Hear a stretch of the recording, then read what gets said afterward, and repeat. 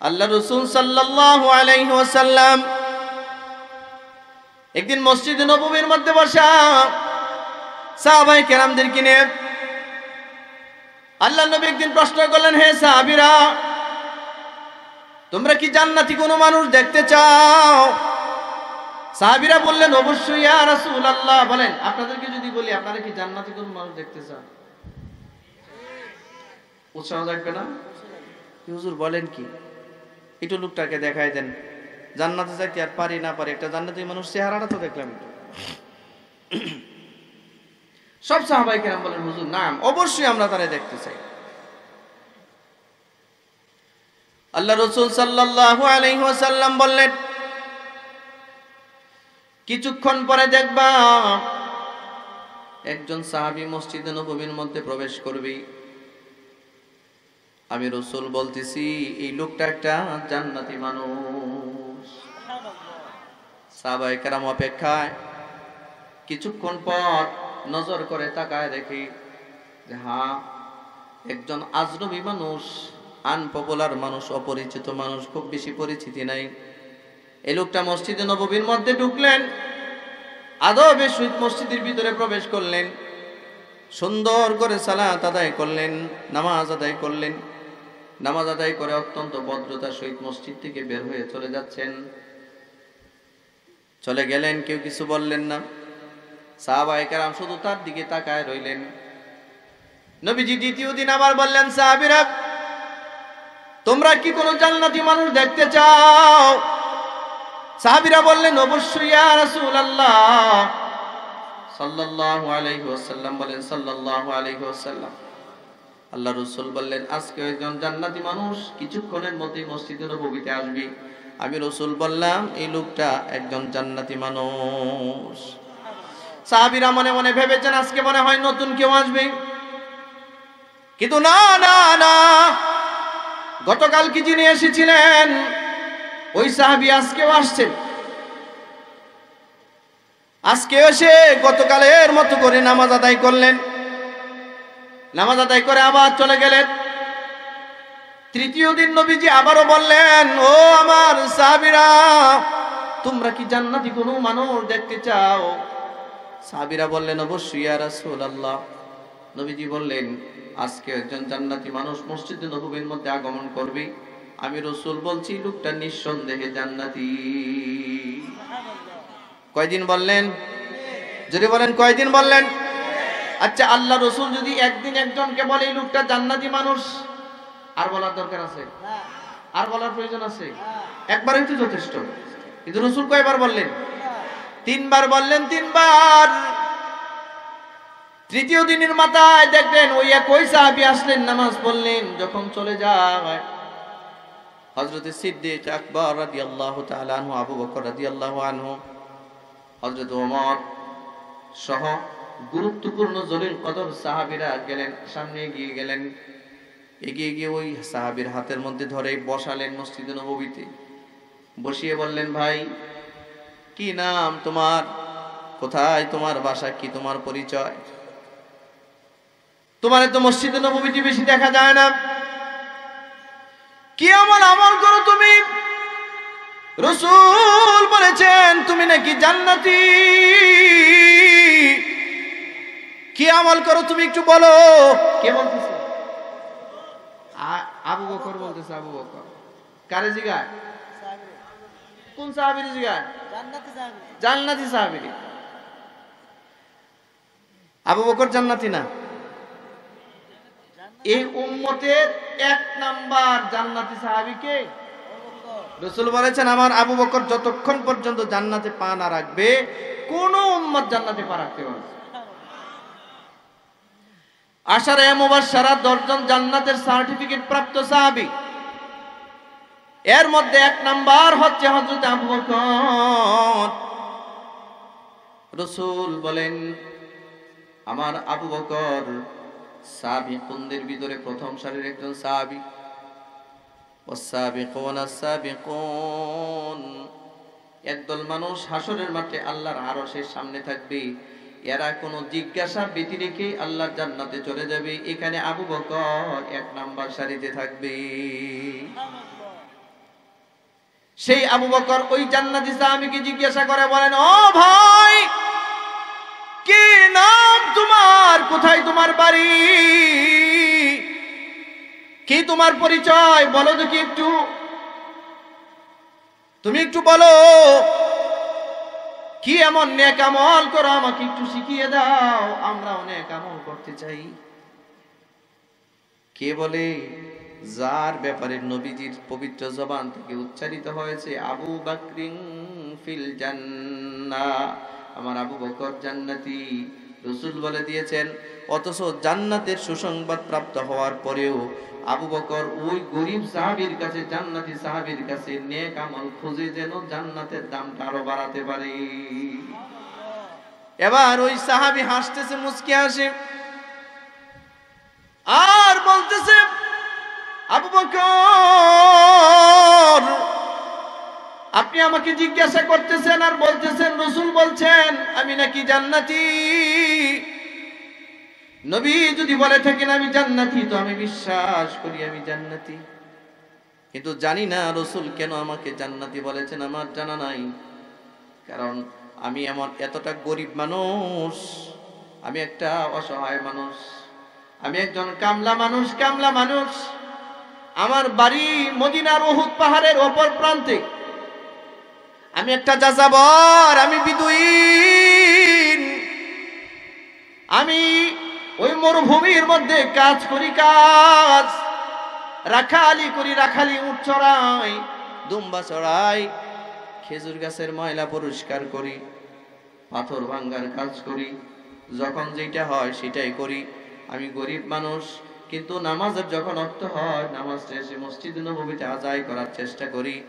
হযরত আবু বকরকে বললেন, হযরত, আমার তো পরিচয় নাই, পরিচিতি নাই, আমি এরকম একজন অজানা অপরিচিত একজন মানুষ, আমার নেক আমলের বিশাল বড় বহর নাই, তবে জানি না আমার রাসূল আমাকে কেন জান্নাতি বলেছে, আমার জানা নাই। পাশ কাটায়া যায়, বলে না, ওই সাহাবী বলে না তার নেক আমলের কথা। আর আমরা ৫-১০ হাজার টাকা মসজিদ মাদ্রাসায় দিলে ৫০ বছর যাবত মারহাবা চাই। মারহাবা না দিলে ইমাম সাহেব চাকরি দেন, মারহাবা যে দিলেন না আপনি, ঠিক না? মারহাবাটা এটা আস্তে করে তবে নিবৃত্তি আল্লাহর জন্য করে দেন, কাউরে দেখানো দরকার নাই।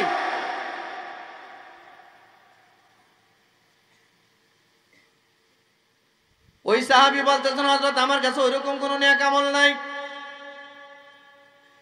আবু বকর এই উম্মতের অত্যন্ত সূক্ষ্ম একজন মানুষ, হাতে চাপ দিয়া ধরে বলে, ভাই আমার, আমি জানি এটা তোমার একান্তই একটা গোপন আমল, বুঝতেছি তুমি বলতে চাচ্ছ না, আমি তোমারে বলতেছি এই গোপন আমলটা আমাদেরকে একটু শেয়ার করো, আমাদেরকে একটু জানিয়ে দাও, এই গোপন আমলটা আমরাও করতে থাকবো, আমরাও যেন তোমার সাথে জান্নাতে যেতে পারি। আবু বকরের মতো ব্যক্তি, একজন রাখাল একটা মাঠের রাখালরে বলতেছে যে আমিও যেন তোমার সাথে জান্নাতে যেতে পারি। অহংকার নাই আবু বকরের ভিতরে, অহংকার নাই, দেমাগ নাই। আবু বকর আমল চায়। ওই সাহাবী বলতেছে, হযরত, আমার কাছে ওইরকম নেক আমল নাই। বারবার বলার পর এবার ওই গরিব সাহাবী বলতেছে, হযরত, একটু স্মরণ করে দেখি তো। চোখ বন্ধ করে কিছুক্ষণ পরে বললেন, হযরত, আমার জানা মতে একটা কাজ আমি রাতের বেলায় করি, এই কাজটার ব্যাপারে জানি না এটা নেক কাজ কিনা, জানি না এটা কতদূর কি হয়, এই কাজটা হয়তো আপনারা আমি বলতে পারি, আপনাদের কি শোনাবো কিনা? শোনাবো। ওই সাহাবী বলেন, হযরত, আমি রাতের বেলায় সারাদিন কাজ করে ক্লান্ত হই, রাতের বেলায় যখন আমি ঘুমাতে যাই, ওযু করে তারপরে বিছানায় যাই। আর আমরা রাতের বেলায় ঘুমাতে যাই, বিড়ি টানতে টানতে ঘুমাইতে যাই। ঠিক বললেও ঠিক, না বললেও ঠিক। কি হুজুর মিলে না, আমার কথাগুলো মিলে না? মিলে। এরকম বিড়ি কোন নাই? সে বিড়ি না খেলে তার ঘুমে দাঁড়ায়। হ্যাঁ, বিড়ি টানতে টানতে ঘুমায় গেছে। তার তার মানে দিন শেষ হয়, রাত শুরু হয়, বিড়ি খান টান্না টান্না ও আখিরু দাওয়ানা, এরপর তার ঘুম। নাপাক দুর্গন্ধ একটা মুখ নিয়ে ঘুমায় গেছে। আহা, ঘুমের ঘরে আল্লাহ বান্দার রূহ কবজ করে আসমানে উঠায় নেয়। কখনো কখনো আল্লাহ কারো রূহ ফেরত দেয় না। আপনারা কিরকম শুনছেন না যে মানে ঘুমের ঘরে কত মানুষ মরে গেছে আর সজাগ হয় নাই। হ্যাঁ ও ভাই বলেন, যেই লোকটা যেই হালতে মারা যাবে, রাসূল বলছেন একটা মানুষের জীবনের শেষ নিঃশ্বাস সর্বশেষ যেই অবস্থায় সে মারা যাবে, কবর থেকে ঠিক সেই অবস্থায় সে উঠবে। একটা মানুষ যদি বিড়ি খেয়ে খেয়ে মরে যায়, এটা বিড়ি খেয়ে খেয়ে কবর থেকে উঠবে। মদ খেয়ে খেয়ে কেউ যদি মরে যায়, মদের বোতল হাতে নিয়ে কবর থেকে উঠবে।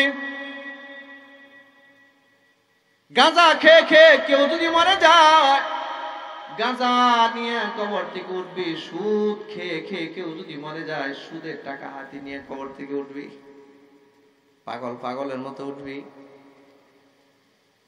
আমার প্রিয় ভাইয়েরা, আবার একটা মানুষ যদি মরার সময় লা ইলাহা ইল্লাল্লাহ মুহাম্মাদুর রাসূলুল্লাহ অথবা কালিমায়ে শাহাদাত পড়তে পড়তে মরে যায়, ঘুমায় যায়, এই অবস্থায় যদি মরে যায়, এই লোকটা কালিমায়ে শাহাদাত পড়তে পড়তে কবর থেকে উঠে দাঁড়াবে। কেউ যদি আল্লাহর রাস্তায় জীবন দেয়া দেয়, যেমন ফিলিস্তিনের গাজার হাজার হাজার মুসলমানরা আল্লাহর জন্য জীবন দিতেছে, ঠিক কিনা জুড়ে বলেন? মসজিদুল আকসার জন্য তারা জীবন দিতেছে, আল্লাহর ঘরের হেফাজতের জন্য, নিজেদের মাতৃভূমির হেফাজতের জন্য জীবন দিতেছে। রক্ত মাখা অবস্থায় শহীদদেরকে দাফন করা হচ্ছে। যেই রক্ত নিয়ে, রক্ত মাখা জামা নিয়ে শহীদদেরকে দাফন করা হচ্ছে, এই শহীদরা কবর থেকে রক্ত মাখা জামা নিয়ে হাসরের মাঠে উঠে দাঁড়াবে। অর্থাৎ যার শেষ বিদায়টা যেমন হবে, কবর থেকে সে এমন করে উঠে দাঁড়াবে। জিন্দেগি কেমন বানিয়েছি আমরা, যে বিড়ি না খাইলে তার ঘুম হয় না, বিড়ি না খাইলে তার টয়লেট হয় না। আছে না? আছে কি না?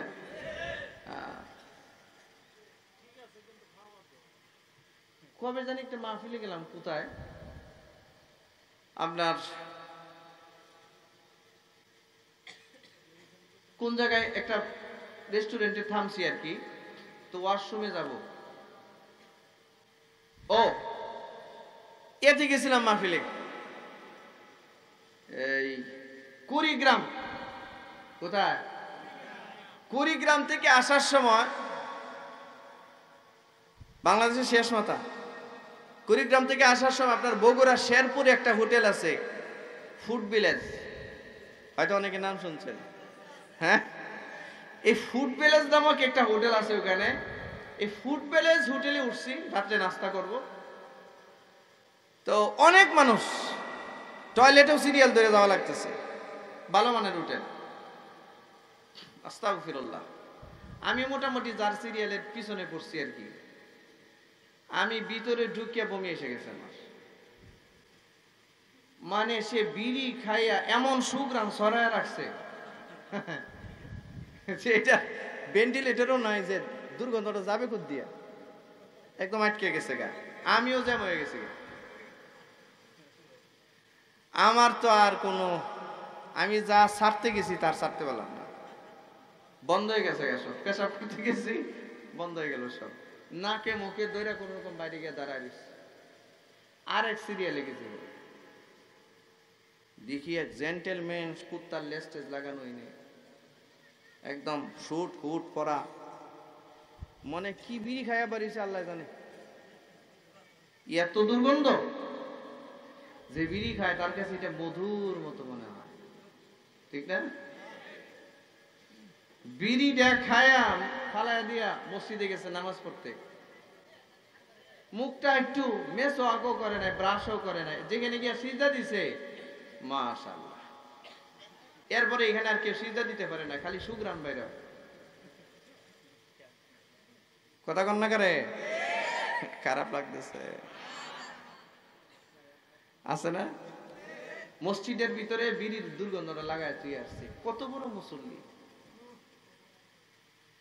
হায় রে জিন্দিগি আমার। সকালবেলায় ঘুম থেকে উঠছে, চোখ ডলায় খালি কসলায় ডলায়, তোর ঘুম ভাঙে না, বিড়ি একটা জ্বালাইলে ঘুম ভাঙে। মানে তার জীবন সে বিড়িময় জীবন করেছে।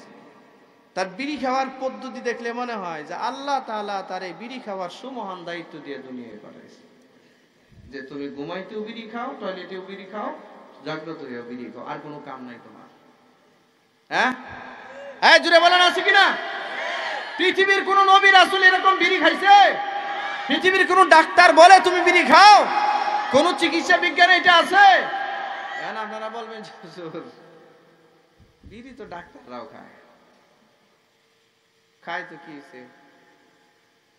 আমি বিড়ির একটা হিসাব মিলাইছিলাম, বিড়ি খাওয়ার একটা হিসাব মিলাইছিলাম, আজ থেকে 4-5 বছর আগে সিলেটে একটা মাহফিলে গিয়ে হিসাবটা দিছিলাম যে একটা মানুষ যদি 20 বছর যাবত বিড়ি খাওয়া বন্ধ করে, দৈনিক তার যে বিড়ি খাওয়ার একটা হিসাব দিছিলাম, 20 বছর পরে সে একটা বিল্ডিং করতে পারে। তো আমারে একজন ফোন দিয়ে বলে, হুজুর আপনি কয়টা বিল্ডিং করছেন? বুঝছেন? ফোন দিয়ে আমারে বলে যে হুজুর আপনি বিল্ডিং কয়টা করছেন জীবনে? আমার তো ডেইলি গোল্ড লিপ সিগারেট লাগে, এত বিল্ডিং আছে আমার বাড়ি। কি বুঝলেন?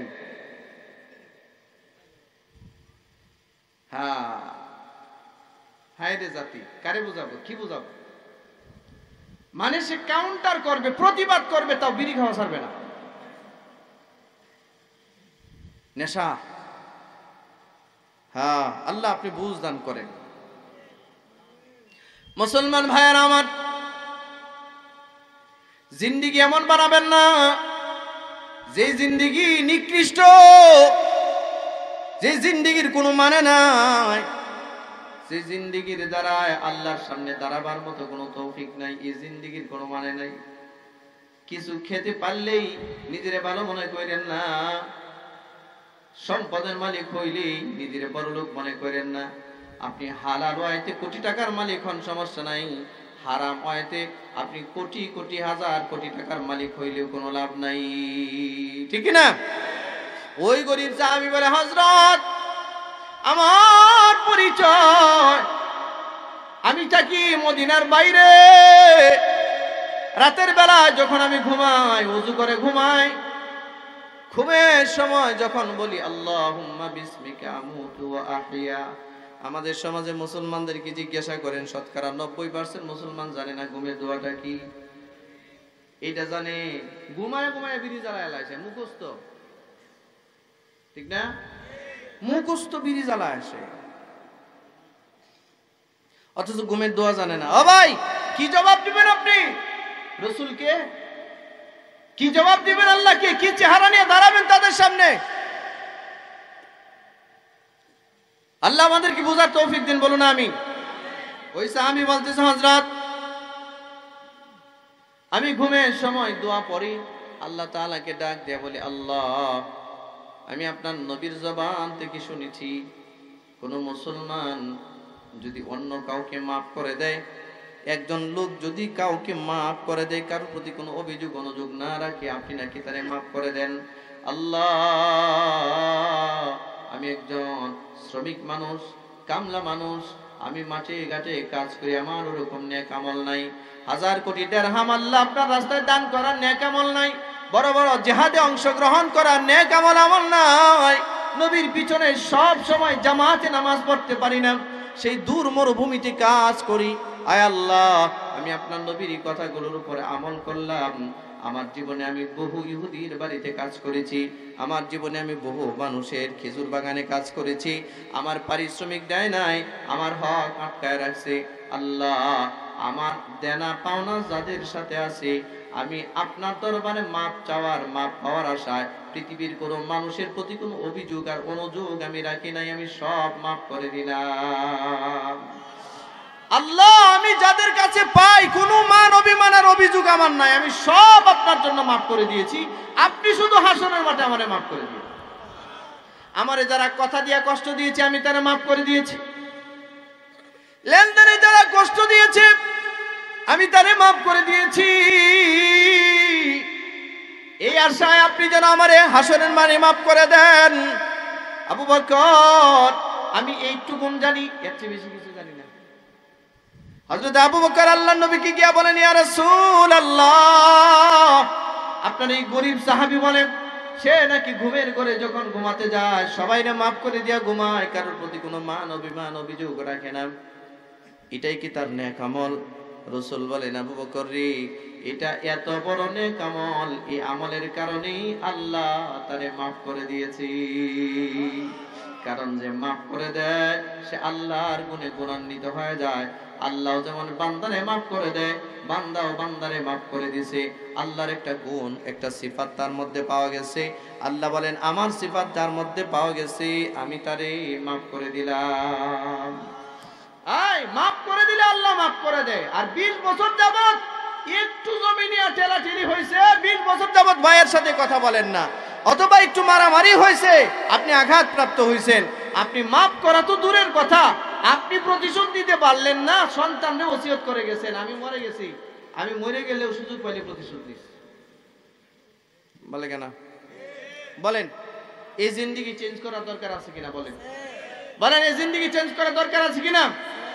আমরা কি পারবো আজকে এই মুহূর্ত থেকে এখানে বসে ওয়াদা নিতে যে হুজুর আমল তো অনেক বেশি করতে পারি না, কিন্তু আপনি যা বললেন এই সামাজিক যে অন্যায়গুলো অপরাধগুলো যা চলতেছে এগুলো ছেড়ে দিব ইনশাআল্লাহ। পারবো কি? ইনশাআল্লাহ। বলেন, সুদ খাবো না ইনশাআল্লাহ, সুদ দেব না, সুদ লেনদেনকারীর সাথে সম্পর্ক রাখবো না ইনশাআল্লাহ, ঘুষ খাবো না, ঘুষ দেব না, যৌতুক নিব না, যৌতুক দিব না। হ্যাঁ, ঠিক আছে? পারস্পরিক আত্মীয়তার বন্ধন নষ্ট করব না, ঠিক আছে? বোনগুলোর হক দিয়ে দিব, প্রতিবেশীকে কষ্ট দিব না। হ্যাঁ, জোরে বলেন, বলেন প্রতিবেশীকে কষ্ট দিব না, জোরে বলেন আমিন।